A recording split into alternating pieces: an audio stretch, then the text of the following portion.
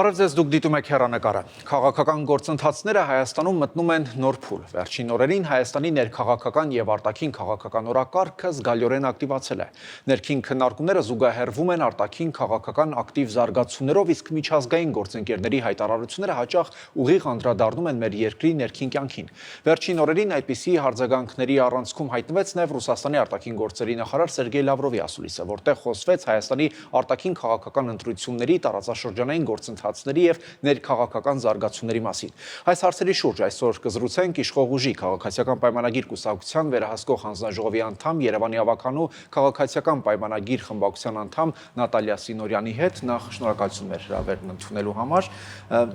Սկսենք ներքաղաքական զարգացումներից։ Մենք տեսնում ենք, որ ձեր ընդդիմադիրները եւս բավականին ակտիվ գործընթացի մեջ են, ներքին այսպես հանդիպումներ, շատ դեպքերում գուցե նախընտրական ցուցակի կազմավորում եւ այլն եւ այլն,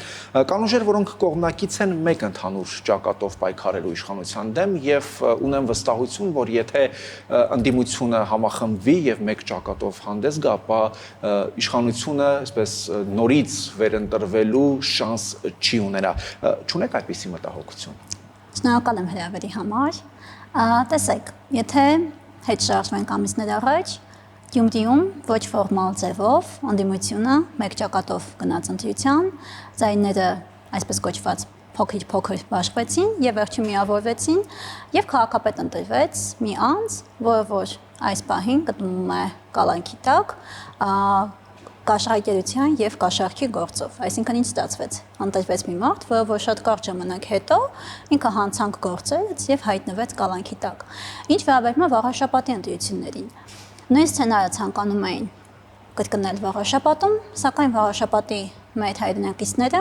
գիտակցելով իրենց քվեի կարևորությունը, գիտակցելով թե Հայաստանի Հանրապետությունը ինչ վտանգի առաջ կարող է կանգնել ընտրելով այդ ընդդիմությանը, նա գնաց ընտրության եւ ընտրեց քաղաքացիական պայմանագիր կուսակցության եւ մենք այնտեղ բացարձակ մեծամասնություն դարձանք եւ իշխանությունը հիմա ձևավորված է քաղաքացիական պայմանագիր կուսակցության տեսքով։ Եվ նման մտահոգություն քաղաքացիական պայմանագիրը չունի եւ մենք գնում ենք 2026 թվականի խորհրդանական ընտրություններին վստահություն քվե խնդրելու մեր քաղաքացիներից, որպեսզի այն օրակարգը, որը սկսել ենք 2021 թվականի խաղաղության օրակարգը մինչև վերջ տեղ հասցնենք եւ մեր պետությունը եւ զարգացում ապրի։ Այդ վստահությունը որտեղից է շատ դեպքերում գալիս, որտեղ դուք էլ ձեր խոսքում նշեցիք, օրինակ Գյումրիում կարողացան, ճիշտ է, վաղաշաբաթում իշխանությունը մեծամասնություն կազմավորեց, բայց օրինակ Գյումրիում կարողացան, այսպես ընդդիմադիրները, ովքեր անցողիկ շեմը հաղթահարել էին, միավորվել եւ օրինակ Գյումրիում իշխանազրկել իշխանությանը։ Չեք մտածում, որ չեք վախենում, որ կարող է նույնը նաեւ համապետական ընտրություններում տեղի ունենալ։ Տեսեք, մենք ամենօրյա ռեժիմով շփվում ենք մեր քաղաքացիների հետ եւ բնական ազդակներ ենք զգում մեր քաղաքացիների հետ շփման տեսանկյունից եւ այդ համատեքստից ելնելով ենք այդ բոլոր հայտարարությունները անում եւ օգոստոսի 8-ից հետո խաղաղության պայմանագրի նախաստորագրումից հետո հանրության տրամադրությունները առավոտ մենք տեսնում եւ շոշափում ենք եւ բնական է որ հստակ քայլերով գնալու ենք եւ վստահության մանդատ ենք խնդրելու մեր քաղաքացիներից եւ 26 թվականի ընտրություններին ժողովուրդը ինքը կորոշի թե ով է լինելու այդ օրվա իշխանությունը եւ մենք գնում ենք այդ մանդատի հետևից։ Տեսեք, անդրադառնանք ընդդիմության կողմից ձեզ ուղղված մի շարք վերջին շրջանում հաճախ այսպես քննադատություններին հնչող։ Ձեր ընդդիմախոսները շատ քննարկեցին ձեր ուժին պարգևավճարների համար, հավելավճարներ, պարգևավճարներ, ասում են մեր երկիրը պատմական իրավիճակներում է գտնվում աշխարհաքաղաքական տարբեր այսպես տուրբուլենտ գոտիում ենք գտնվում, աղքատության ցուցանիշը բավականին բարձր է, բայց դուք միլիոնավոր պարգևավճարներ եք բաշխում։ Իրենք որ կան իշխանության դրա կարիքը չեն ունենալու ձեր մեկնաբանությունը։ Տեսեք, ես երեք մամուլում մի նյութ կարդացի, որտեղ որ ընդդիմության ներկայացուցիչը հետևյալ արտահայտությունն է անում, ասում է, եթե մենք գանք իշխանության, վարչապետը 1 դրամ աշխատավարձ է ստանալու։ Ու այսպիսի հարցեր են առաջանում, անուղղակի ձևով։ Այսինքն, հանրապետության վարչապետը կամ պետք է լինի շատ հարուստ օլիգարխ, անուղղակի ձևով, կամ պետք է լինի անձ, որը գալու է իշխանության, 1 դրամ աշխատավարձ է ստանալու եւ անուղղակի կոռուպցիոն ռիսկերի մեջ է թաթախվելու։ Այսինքն, միջին վիճակագրական քաղաքացին ինչպես կարող է 1 դրամ աշխատավարձով հանրապետության վարչապետը ապրի։ Այսինքն, նա պետք է սնվի, հագուստ եւ մնացած բոլոր ծախսերը առօրյական։ Ինչ սկզբունքով է այդ որոշումը կայացնում։ Ես հասկանում եմ, որ տվյալ ուժի ներկայացուցիչները չունեն որևէ խնդիր գումարի հետ կապված, քանի Գուցե որ օրինական ձևով ապահոված լինի եւ կարիքը չունենա։ հասկանում եմ ձեր ասածները, բայց անուղղակի ձևով հնչում է այն միտքը,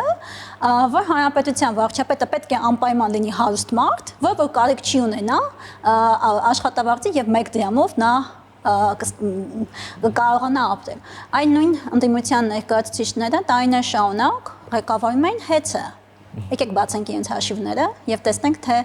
ինչ գումարներ են ստացել, ինչ պարգևավճարներ են ստացել ՀԵՑ-ից եւ ինչ ձևով են ՀԵՑ-ը այս պահի դրությամբ թողը, ինչ ֆինանսական պարտքերի մեջ են թողը ՀԵՑ-ը։ Դա շատ դիպուկ եւ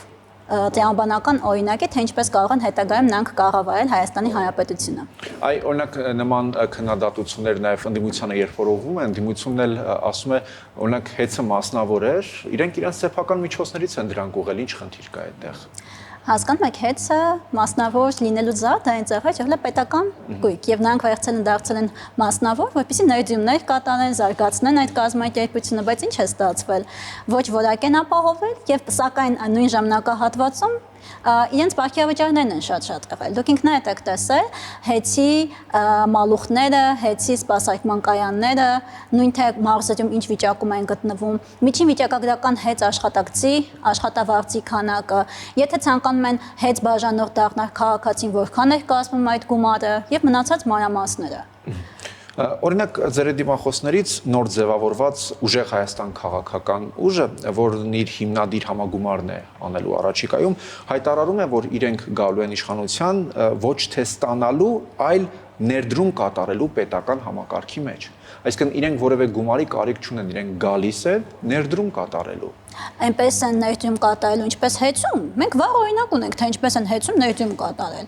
Ինչպիսի օրինակ են, ինչպիսի ներդրում են կատարելու, որ ինչպես կրկեսի օրինակում, երբ որ համարյա 10 տարուց ավել կրկեսն էր վերանորոգվում եւ վերջերս նոր տենց կիսատ բռատ տարբերակով շահագործվեց։ Ասում են փոքր բիզնեսին ազատելու են հարկերից։ Հասկանում եք, նման արտահայտությունները նոր աշխատատեղեր են ստեղծելու։ Պոպուլիստական հայտարարություններ են եւ պոպուլիզմից ոչինչով չտարբերող հայտարարություններ են, որտեղ մենք հողի վրա տեսել ենք իրենց աշխատանքը, հողի վրա Հայաստանի Հանրապետության քաղաքացին տեսել է, թե իրենք այդ իրենց բիզնեսները ինչ իրավիճակի են հասցել եւ այդ հանգամանքից ելնելով էլ պետությունը ՀԵՑ-ը պետականացնելու գործընթաց սկսեց։ Շատ լավ, շատ խոսվեց նաև TRIP նախագծի մասին, չնայած իշխանությունը այն ներկայացրեց մեծ ձեռքբերում, բայց ընդդիմությունն էլ ասում է այդ փաստաթուղթը չունի իրավական ուժ։ Այդ դեպքում ինչով է նա օգտակար լինելու, եթե որևէ խախտում տեղի ունենա, փաստացի չկա իրավական ուժ, որը որ հակազդի։ Տեսեք, մեր ընդդիմությունը ցանկացած լավ բանի մեջ, լավ երևույթի մեջ փորձում է որևիցե վատ երանգ մտցնի եւ դա սկսի շահարկել։ Օգոստոսի 8-ից հետո խաղաղության պայմանագրի համաձայնագրի նախաստորագրումից հետո Հայաստանի Հանրապետությունը շատ կարևոր փուլ գնաց եւ TRIP-ի այդ նախագիծը հայտարարությունը, որը տեղի ունեցավ մի քանի օր առաջ, պատմական նշանակություն հայտարարություն էր, որը որ Հայաստանի Հանրապետության համար թե տնտեսական տեսանկյունից եւ թե քաղաքական տեսանկյունից նոր հեռանկարներ է ստեղծում։ Նախ եւ առաջինը, Սյունիքի մարզում մենք ունենալու ենք մեծ ներդրումներ, ստեղծվելու են աշխատատեղեր եւ փաստացի Հայաստանի Հանրապետությունը դառնալու է արևմուտքի եւ արևելքի կապող այսպես կոչված խաչմերուկ եւ հսկայական թե ներդրումներ են լինելու Հայաստանի Հանրապետությունում եւ թե նոր նախագծեր են լինելու այդ համատեքստում։ Իրավական տեսանկյունից փաստաթղթերը առաջիկայում կլինեն, հակարևոր է հայտարարությունը կա, հայտարարությունը հրապարակված է արտգործնախարարության պաշտոնական կայքեջով, հրապարակված Ամերիկայի Միացյալ Նահանգների պաշտոնական էջերով եւ այդ ամենի մեջ ինչ որ բաներ փնտրելը մեղմ ասած նորմալ չի, որովհետեւ 2020 թվականի նոյեմբերի 9-ից հետո ընդդիմությունը ակտիվորեն անընդհատ խոսում է Զանգեզուրի միջանցք խոսույթի մասին։ Հիմա էլ են շարունակում խոսել եւ շարունակել են ամբողջ ընթացքում խոսել, որովհետեւ իրենց մոտ դա իդեա ֆիքս է, այսպես կոչված դարձել։ Սակայն TRIP նախագծի որևիցե կետում, որևիցե համատեքստում նման խոսույթ եւ նման կետ չկա։ Բայց կա անխոչնդոտ ասվածը, ասում են, եւ դա իդեպ պահանջում էր Ալիևը, ասում են, տեսակ, որ մենք ասում էինք, որ Ալիևի պահանջն է կատարվում, հիմա տեսնում ենք նույն թրիփ շրջանակային փաստաթղթում, որ հենց գրված է անխոչնդոտ, այսինքն կատարվեց Ալիևի պահանջը։ Թրիփ նախագծի մեջ բոլոր դրույթները, ինչ վերաբերվում է Հայաստանի Հանրապետությանը, նաև վերաբերելու է Ադրբեջանի, այսինքն անխոչնդոտ դրույթը, ինչպես վերաբերվում է Հայաստանում, այնպես է փոխադարձության հիմունքներով այդ ամբողջը տեղի ունենալու։ Այսինքն Հայաստանի Հանրապետության քաղաքացինել Ադրբեջանի տարածքով է անխոչնդոտ տեղափոխվելու, օրինակ իր մյուս բոլոր դրույթները, որոնք որ վերաբերվում են Հայաստանի Հանրապետությանը, նույն տրամաբանությամբ վերաբերվելու են հակառակ կողմին, այսինքն չկա մի կետ, որ Հայաստանի Հանրապետությունը որևիցե համատեքստում այդտեղ պարտված կամ ինչ-որ բան զիջած դիրքերից խոսի, այսինքն համապատասխանաբար երկու կողմերն է դա վերաբերվում է։ Ամբողջ փաստաթուղթը հրապարակված է, ուղղակի ես մեր ընդդիմության ներկայացուցիչները մի քանի անգամ երևի թե պետք է կարդան այդ փաստաթուղթը, որպեսզի ավելի մանրամասն հասկանան, թե ինչի մասին է թրիփ նախագիծը։ Այսինքն դուք վստահ եք, որ Հայաստանը թեև ունենալով քիչ մասնաբաժին, Սյունիքով անցնող այդ ճանապարհի կառավարմանը հանձնվող ընկերությունում, որտեղ Հայաստանը բավականին քիչ մասնաբաժին է նույն այդ փաստաթղթով ունենալու, վերջում որոշիչ ձայնը լինելու է Հայաստանինը։ Տեսեք, եկեք վերջից գանք։ Որտեղ ըստ տրամաբանության պետք է այդպես լինի, որտեղ սա Հայաստանի Հանրապետության տարածքն է։ Հետևաբար, եթե մենք ասում ենք ինքնիշխանություն, իրավազորություն, հետևաբար պետք է Հայաստանի Հանրապետությունը որոշի, թե ինչ է կատարվելու իր տարածքում։ Այո, դուք ճիշտ եք։ Բոլոր որոշումները, որոնք որ վերաբերվում են Հայաստանի ինքնիշխանությանը եւ իրավազորությանը, որոշելու է Հայաստանի Հանրապետությունը եւ վերջնական ձայնը Հայաստանի Հանրապետությանն է։ Եկեք ֆիքսենք, որ մենք ունենք 26% բաժնեմաս այդ համատեքստում, սակայն բոլոր հարկերը, турքերը եւ մնացած գործունեությունը Հայաստանի Հանրապետության տարածքում վճարումները եւ ամբողջ զարգացումները հենց Հայաստանի Հանրապետությունում են տեղի ունենալու։ Եվ նման նարատիվ տարածելը եւ նման թեզ տարածելը մեղմ ասած ընդունելի չէ ընդդիմության կողմից։ Այ նույն ընդդիմությունը այսպես թերահավատորեն է դրան վերաբերվում, ասում է հիմա ինչ Հայաստանը կարողանալու է գնալ Միացյալ Նահանգների նման երկրին, ասել չէ, քո ուզածով չի, ես այսպես եմ որոշում եւ վերջ։ Եթե մենք ընդդիմությունը նաեւ շատ երկար ժամանակ խոսում էր գեյների վերադարձի մասին, ասում է Հայաստանի Հանրապետության կառավարությունը որևէ ջանք չի գործադրում գեյների վերադարձման հետ կապված, բայց տեսանք օր առաջ, որ մեր հայրենակիցները 4-ը արդեն Հայաստանի Հանրապետությունում են, իրենք վերադարձան Հայաստանի Հանրապետություն, շատ լավ իրադարձություն տեղի ունեցավ, իրենց հայրենիքում են, իրենց ընտանիքների հետ, բայց ընդդիմությունը նորից որոշակի նարատիվներ է տարածում, այ ինչու մենք փոխանակեցինք այս քաղաքացիները այն մարդկանց հետ, որ սկսում են նորից այո, ասում են նրանք մարդասպան են, համարժեք չէր։ Նորից էլի բայց նախադասություններ են հնչեցնում, այսինքն ցանկացած լավ բանի ներքո միևնույնն է իրենք որոշակի բացասական երանգ մտցնում են։ Ես մի հատ փոքր պատմություն պատմեմ։ Ուրեմն դեկտեմբեր ամսին Երևան քաղաքի ավականու նիստի ընթացքում Երևանի ավականին մի նախագիծ պետք է ընդուներ, որտեղ որ պետք է նախնական համաձայնություն տար Քանաքեռ Զեյթուն վարչական շրջանում նոր դպրոցի կառուցման հետ կապված։ Կադաստրի կոմիտեն դիմել է Երևանի քաղաքապետարան, որպեսզի նախնական համաձայնություն տակ։ Եվ մեր ընդդիմության ներկայացուցիչները տվյալ նախագծին դեմ քվեարկեցին։ Հասկանում եք դպրոցին, որը վերաբերվում է երեխաների կրթությանը, իրենց միջավայրին, իրենք տվյալ նախագծին դեմ քվեարկեցին առանց որևէ բացատրություն եւ հիմնավորում տալու։ Այսինքն չկար որևէ հիմնավորում։ Որևէ հիմնավորում չկար, բնականաբար։ Որ այն դեպքում, երբ որ դա նախնական համաձայնության մասին է, այսինքն շմակ փորձակնության այդ առաջին փուլի վերաբերյալ էր, եւ ես իրականում չեմ զարմանում ընդդիմության պահվածքից եւ նրանց նարատիվներից, որովհետեւ մեկ ամիս առաջ շատ պարզ օրինակ էր, թե ընդդիմության խոսույթը ինչի վրա է հիմնված եւ ինչի վրա է տարածվում։ Որքան խորանում է Հայաստանի հարաբերությունները արևմուտքի հետ, այնքան սրվում են Ռուսաստանից հնչող հայտարարությունները։ Օրինակ Ռուսաստանի արտաքին գործերի նախարար Սերգեյ Լավրովը երեկ իր ասուլիսում ակնարկեց, որ Հայաստանում կան քաղաքական ենթատեքստ ունեցող ձերբակալություններ։ Ինչպես է գնահատում այս հայտարարությունը։ Ես մեկ նախադասությամբ դա կասեմ, Հայաստանի Հանրապետությունում չկան քաղբանտարկյալներ։ Չկա որևէ բանտարկյալ, որի քաղաքական հայացքների պատճառով է հայտնվել բանտում, այդքանով կարող եմ մեկնաբանել, մնացած մեկնաբանությունները մեջ։ Բայց օրինակ նույն ձեր ընդդիմախոսներն ասում են պատահական է հենց այդ մարդիկ օրինակ որևէ քաղաքական հայտարարություն են անում, նրանք ձերբակալվում են եւ այլն եւ այլն։ Բոլոր այն մարդիկ, ովքեր որ այս պահին կալանքի տակ են, հստակ հայտարարություններ եւ կամ օրինակ նույն Գյումրի օրինակով մարդը կաշառքի վրա իրեն համապատասխան ձայնագրություններով բռնել են, հիմա ասում են դա քաղաքական հետապնդում է թե ոչ։ Ես հարց եմ հնչեցնում մեր հանրությանը։ Դա քաղաքական հետապնդում է թե մարդը կաշառք է վերցրել գործով եւ այդ կաշառքի գործով հիմա անցնում է։ Դա քաղաքական հետապնդում է թե ոչ։ Օրինակ շատ դեպքերում Հայաստանը նաև խոսում էսպես չէ հիբրիդային հարձակումների մասին։ Եթե օրինակ նման հայտարարություններ հնչեր օրինակ ոչ թե Ռուսաստանից, այլ օրինակ Եվրամիությունից, ձեր արձագանքը նույնը կլիներ։ Ես նույնից եմ ասում, Հայաստանի Հանրապետությունում չկան քաղաքական բանտարկյալներ։ Այն մարդիկ, ովքեր գտնվում են կալանքի տակ, իրենց հստակ հանցանքի համար են գտնվում կալանքի տակ։ Տիկին Սինորյան, հայտնի դարձավ, որ եպիսկոպոսած ժողովն անցկացվելու է Հայաստանից դուրս եւ դա բացատրվում է եկեղեցականների նկատմամբ հնարավոր ճնշումներով, ինչով կբացատրեք հոգեվորականների այս մտահոգությունը։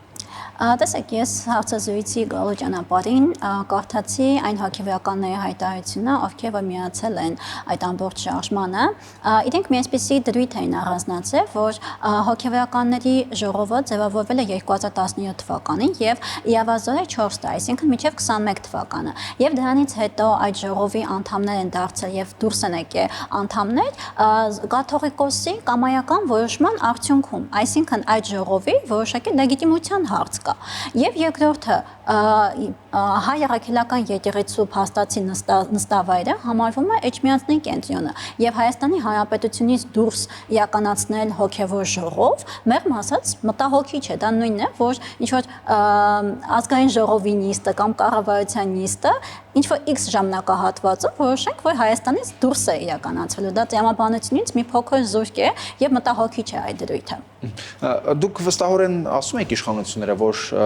Գարեգին II-ը թողնելու է կաթողիկոսի գահ, այսինքն դուք հասնելու եք այս գործողություններով դրան, բայց ձեր գործողություններում շատերն ասում են դանդաղում են նկատում, այսինքն չի ստացվում հասնել այդ նպատակին, ի՞նչն է խանգարում, եթե կար վստահությունը։ Տեսեք, դա մի գործընթաց է, որը որոշակի ժամանակաշրջան է ենթադրում եւ այդ գործընթացը սկսելուց մեր իշխանությունը հստակ ժամկետներ չի ֆիքսել, թե դա երբ իր տրամաբանական ավարտին կլինի